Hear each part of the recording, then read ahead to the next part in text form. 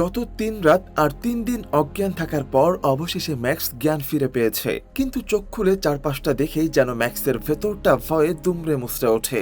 দূরে তার সঙ্গী সাথীদের লাশগুলো এমনভাবে ভাসছে যেন তারা নিশ্চিন্তে ঘুমাচ্ছে, কিন্তু জাহাজ ডুবে ম্যাক্স বাদে তার সাথে থাকা সবাই আরো আগেই মারা গিয়েছে। ভয় আর দুশ্চিন্তায় ম্যাক্স হতবাক হয়ে গেলেও আস্তে আস্তে সে তার সাথীদের মৃতদেহ এক এক করে টেনে এনে মাটি চাপা দিয়ে দেয়। কিন্তু সন্ধ্যা নামতেই তার চারপাশে ঘন অন্ধকার ছেয়ে যায়। চারপাশের শুনশান নীরবতা আর অজানা বিপদের ভয়ে ম্যাক্স ওই রাতটা একটা গাছের উপরে বসেই কোনো মতে পার করে দেয়, আর ভাবে সকাল হলে যে করেই হোক তাকে এখান থেকে বাসায় ফিরে যাওয়ার একটা রাস্তা খুঁজে বের করতে হবে। পরের দিন সকালে চোখ খুলে ম্যাক্স দূরে তাদের সেই ভাঙা জাহাজটা দেখতে পায়। হয়তো সমুদ্রের ঢেউ জাহাজটাকেও এখানে ভাসিয়ে এনেছে। ম্যাক্স সিদ্ধান্ত নেয় যেভাবেই হোক জাহাজে ফিরে গিয়ে যতটা সম্ভব খাবার আর দরকারি জিনিসপত্র জোগাড় করতেই হবে। তাই প্রায় ঘন্টাখানেক চেষ্টার পর সে কোনো মতে ওই জাহাজের কাছে পৌঁছায়। তবে সে নিচের কেবিনে নামতেই হঠাৎ পাশের ঘর থেকে কুকুরের কান্নার শব্দ ভেসে আসতে থাকে। ভয় পেয়ে ম্যাক্স পাশে থাকা কুড়ালটা হাতে নিয়ে ওই দরজাটা ভেঙে ফেলে, আর দরজা খুলতেই তার প্রিয় কুকুর সিম্বা সেখান থেকে বেরিয়ে আসে। আর প্রিয় কুকুরটাকে জীবিত দেখে ম্যাক্স ভীষণ খুশি হয়। এরপর সে আরেকটা ঘরের সামনে সামান্য কিছু খাবার, কয়েকটা দরকারি যন্ত্র আর অনেকগুলো বন্দুক খুঁজে পায়। জাহাজ পুরোপুরি ডুবে যাওয়ার আগে সে যতটা সম্ভব দরকারি জিনিস ওই জাহাজের থেকে তুলে আনে। তারপর কাঠের তক্তা কেটে একটা কোনো রকমে ভেলা বানিয়ে ফেলে। এরপর সে সিম্বাকেও নিচে নামিয়ে আনে, আর প্রতিটা জরুরি জিনিস ওই ভেলায় উঠিয়ে অনেক চেষ্টার পর কোনো মতে সে সবকিছু কিনারে নিয়ে আসে। কিন্তু তীরে এসে খাবারের পরিমাণ দেখে ম্যাক্স বুঝতে পারে জাহাজ থেকে সে যে খাবার উদ্ধার করতে পেরেছে তা দিয়ে হয়তো সে আর সিম্বা মাত্র একবেলা খেতে পারবে। তাই যত দ্রুত সম্ভব তাদেরকে এই দ্বীপ থেকে ফিরে যাওয়ার রাস্তা খুঁজে বের করতে হবে। যাই হোক, কিছুক্ষণ রেস্ট নিয়ে ম্যাক্স বন্দুক হাতে নিয়ে এই দ্বীপটা ঘুরে দেখার জন্য বের হয়, কারণ হয়তো সে কোনো রাস্তা বা এমন কিছু খুঁজে পাবে যেখান থেকে সে বাড়ি ফিরতে পারবে। তাই জঙ্গল আর পাহাড় পাড়ি দিয়ে সে যখন দ্বীপের অপর পাশে পৌঁছায় তখন সেখানকার দৃশ্য দেখে তার বুকের ভেতরটা কেঁপে ওঠে।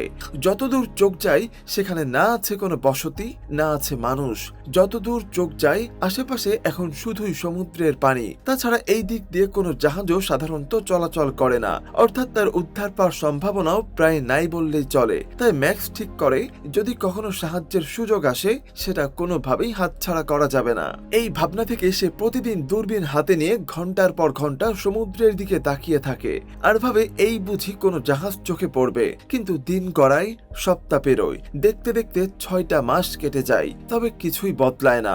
এরপর একদিন ম্যাক্স আর সিম্বা সমুদ্রের ধারে পাথরে বসে যখন ঝিনুক খুঁজছিল ঠিক তখনই হঠাৎ করে সিম্বা জোরে জোরে ঘেউ ঘেউ করতে শুরু করে। প্রথমে ম্যাক্স পাত্তা না দিলেও যখনই সে পানি খাওয়ার জন্য উপরে তাকায় তখনই দূরে তাকিয়েই তার চোখ ছানা বড়া হয়ে যায়, কেননা দূর সমুদ্রে একটা বিশাল জাহাজ ধীরে ধীরে এগিয়ে যাচ্ছে। আর এমন দৃশ্য দেখেই ম্যাক্স সাথে সাথেই তার আগে থেকে রেডি করা রাখা মশালটা জ্বালিয়ে পাগলের মতো দৌড়াতে থাকে। কিন্তু দুর্ভাগ্য, ম্যাক্সের জ্বালানো ওই আগুন উপরে ওঠার আগেই সেই জাহাজটা সেখান থেকে চলে যায়।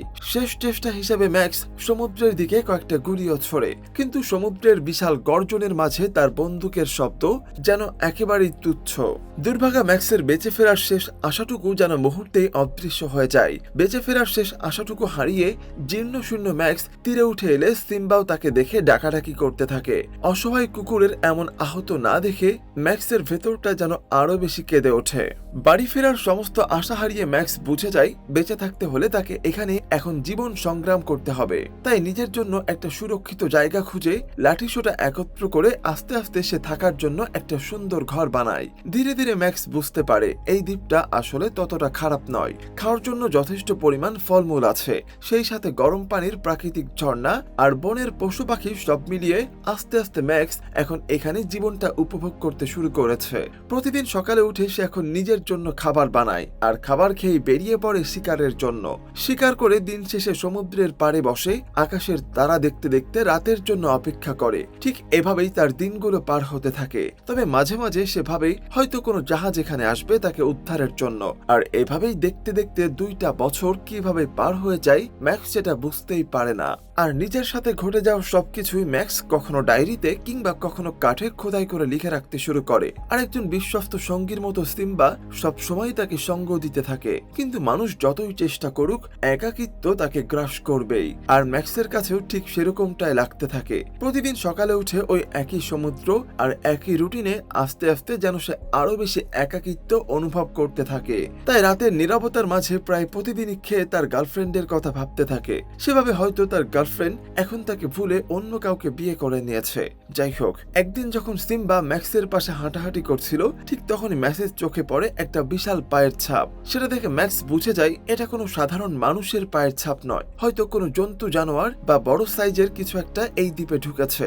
ভয় পেয়ে বন্দুক হাতে নিয়ে ম্যাক্স এদিক ওদিকে দৌড়াতে থাকে। সেই সাথে সিম্বাও বুঝে যায় হয়তো তাদের জন্য কোনো বিপদ অপেক্ষা করছে। আর একটু সামনে যেতেই হঠাৎ ম্যাক্স কয়েকটা ছোট্ট নৌকা খুঁজে পায়। দেখে মনে হচ্ছে যেন কিছুক্ষণ আগেই নৌকাটা তীরে বেঁধে রেখে কয়েকজন দ্বীপের ভেতরে ঢুকেছে। আর ঠিক সেই সময় জঙ্গলের ভেতর থেকে অদ্ভুতভাবে ড্রাম বাজানোর শব্দ ভেসে আসে ম্যাক্সের কানে। কৌতূহল আর অজানা ভয়ের টানে সে আরো একটু ভিতরে এগিয়ে যে দৃশ্যটা সে দেখে, তাতে তার শরীর শিউরে ওঠে। অনেকগুলো আদিবাসী মিলে নিজেদের এক ভয়ঙ্কর রীতি পালন করছে। সেখানে একজন মানুষকে জবাই করা হচ্ছে।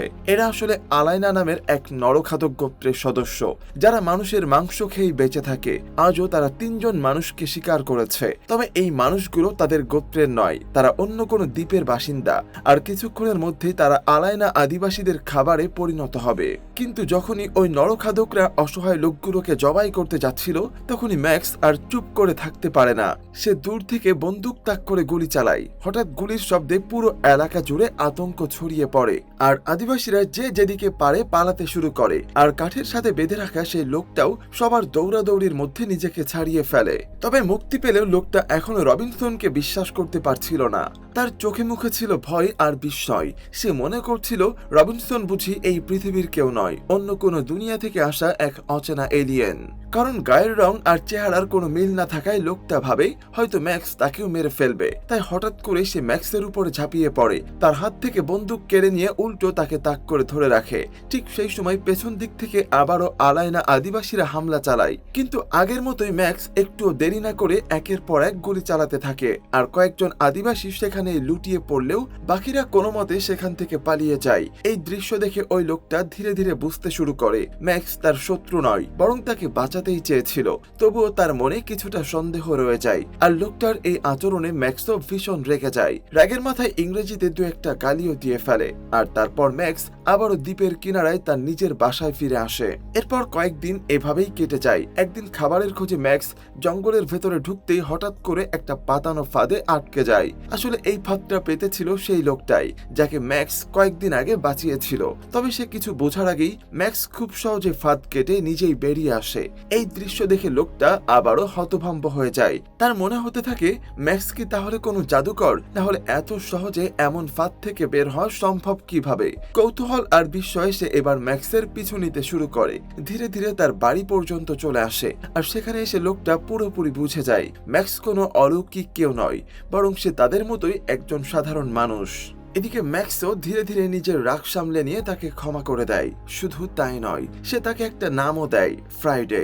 ম্যাক্স তাকে জানায় আজ থেকে সে তাকে এই নামেই ডাকবে। এভাবেই সময়ের সঙ্গে সঙ্গেই দুজন একসাথে থাকতে শুরু করে। আর তাদের মধ্যে গড়ে ওঠে এক গভীর বন্ধুত্ব। ম্যাক্স এখন ফ্রাইডের বলা ভাষা আগের চেয়েও বেশি বুঝতে পারে। আবার ফ্রাইডেও ধীরে ধীরে ম্যাক্সের ভাষাও শিখে ফেলেছে। যাই হোক, এক রাতে খাওয়া দাওয়া শেষ করে ফ্রাইডে নিজের ঈশ্বরের কথা ম্যাক্সকে বোঝাতে চেষ্টা করে। মাটিতে আঁকিবুকি করে সে তার বিশ্বাসের প্রতীক দেখায়। কিন্তু ম্যাক্স সেটা দেখে হেসে ফেলে। সে ঠাট্টা করে বলে এটা তো কুমিরের ছবি, কুমির আবার কখন থেকে মানুষের ঈশ্বর হলো। এরপর সে ফ্রাইডেকে নিজের ধর্মের কথা বোঝাতে থাকে আর বলে সব মানুষের ঈশ্বর নাকি এক, আর এতদিন তারা ভুল পথে ছিল। এই কথা প্রমাণ করতে ম্যাক্স তাকে বাইবেল পড়তে দেয়। কিন্তু ফ্রাইডে তো পড়তে জানে না, তাই ভুল করে সে বাইবেলের একটা পাতা ছিঁড়ে ফেলে। এই দৃশ্য দেখে ম্যাক্স প্রচন্ড রেগে যায়। রাগের মাথায় সে ফ্রাইডেকে নানা কথা শুনিয়ে ধমক দেয়, এমনকি গালিগালাজও করে ফেলে। আর এতে ফ্রাইডে ভেতর থেকে একেবারেই ভেঙে পড়ে। চুপচাপ উঠে সে সেখান থেকে কোথায় যেন চলে যায়। পরে ম্যাক্স বুঝতে পারে ফ্রাইডের সঙ্গে সে ভীষণ অন্যায় করেছে, তাই সে নিজের ঈশ্বরের কাছে ক্ষমাও চায়। কিন্তু ফ্রাইডে আর সহজে ফিরে আসে না। কয়েকটা দিন কেটে যায়, ম্যাক্স চারিদিকে তাকে খুঁজে বেড়ায়। অবশেষে প্রায় 10 দিনের মাথায় সে ফ্রাইডের দেখা পায়। ম্যাক্স তাকে দেখা মাত্রই ক্ষমা চাইতে চায়, কিন্তু ফ্রাইডে কথা বলতেই চায় না। ঠিক তখন ম্যাক্স তাদের ভাষাতেই দু একটা কথা বলে নিজের ভুল বোঝানোর চেষ্টা করে, আর মুহূর্তের মধ্যে ফ্রাইডের মুখে হাসি ফিরে আসে। এভাবে আবার নতুন করে শুরু হয় তাদের বন্ধুত্ব। এরপর ম্যাক্স আর ফ্রাইডে দুজনে মিলে সমুদ্রের ধারে মাছ শিকার করে, একসাথে বসে খাওয়া দাওয়া শুরু করে। ধীরে ধীরে তাদের জীবন আবার কিছুটা স্বাভাবিক ছন্দে ফিরছিল, কিন্তু এই শান্তিটাও বেশি দিন টেকে না। কয়েকদিন পর ফ্রাইডে গোপন এক সূত্রে জানতে পারে আলাইনা সম্প্রদায়ের সেই আদিবাসীরা আবার এই দ্বীপে ফিরে আসবে। খবর পাওয়া মাত্রই তারা দুইজন বন্ধু মিলে একটা মাস্টার প্ল্যান করে ফেলে।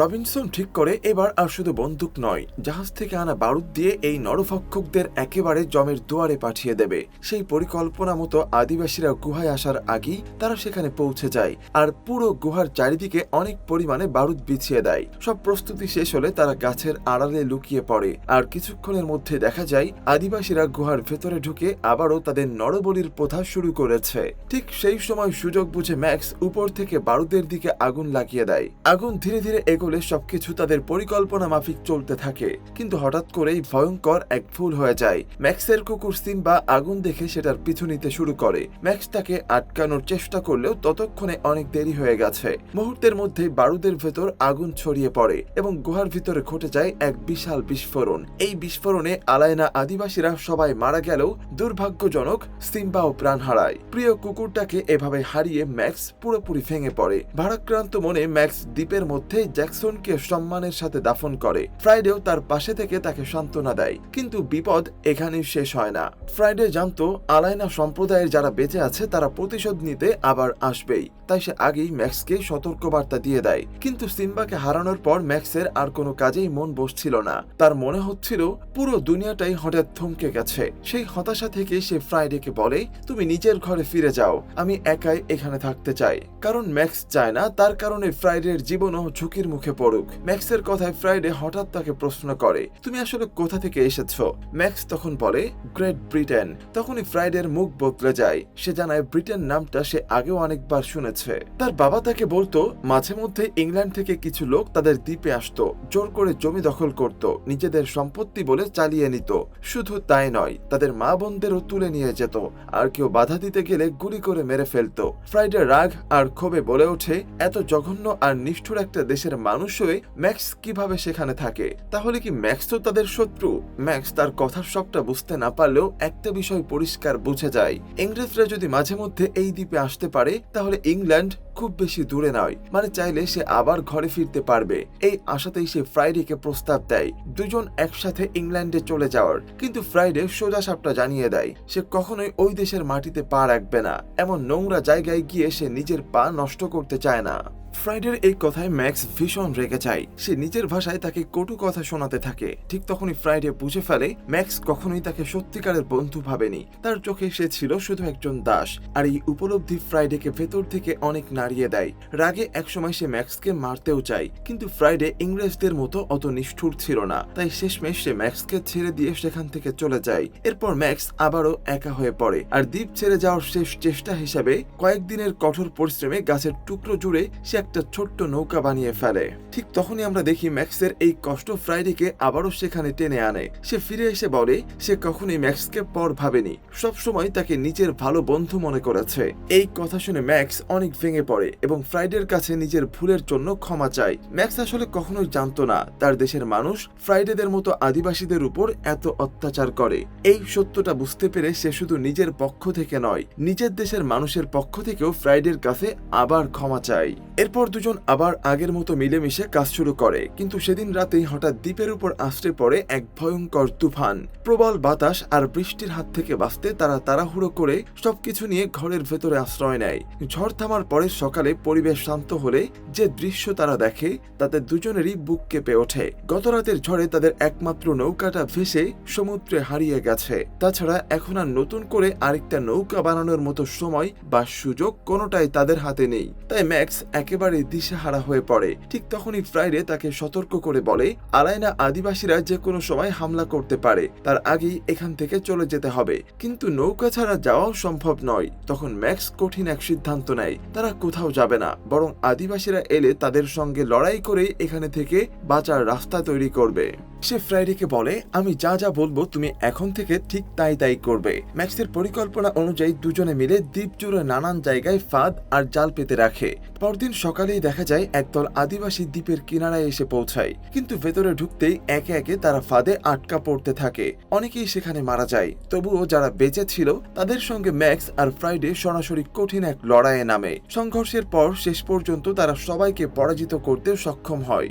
কিন্তু এই লড়াইয়ে ম্যাক্সের বুকে একটা তীর এসে লাগে আর সে মারাত্মকভাবে আহত হয়ে পড়ে। চারপাশটা আবার শান্ত হয়ে গেলেও ম্যাক্সের অবস্থা ক্রমেই খারাপ হতে থাকে। ফ্রাইডে একজন সত্যিকারের বন্ধুর মতো দিন রাত তার সেবা করতে থাকে, কিন্তু তাতেও অবস্থার খুব একটা উন্নতি হয় না। ধীরে ধীরে ফ্রাইডে বুঝে যায় আর দেরি করলে হয়তো ম্যাক্সকে বাঁচানোই যাবে না। শেষমেশ অনেক কষ্টে ফ্রাইডে একটা নৌকায় করে আহত ম্যাক্সকে নিয়ে তাদের পুরনো দ্বীপে ফিরে আসে। দুজনকে দেখা মাত্রই আদিবাসীরা চারিদিক থেকে ঘিরে ফেলে। ঠিক তখনই ফ্রাইডে এগিয়ে এসে নিজের মাকে জানায় এই লোকটা তার বন্ধু ম্যাক্স, তার অবস্থা খুবই খারাপ, দ্রুত চিকিৎসার দরকার। ফ্রাইডের কথায় ম্যাক্সকে তাদের ঘরের ভেতরে নিয়ে যাওয়া হয় এবং টানা কয়েকদিন ধরে তার চিকিৎসা চলতে থাকে।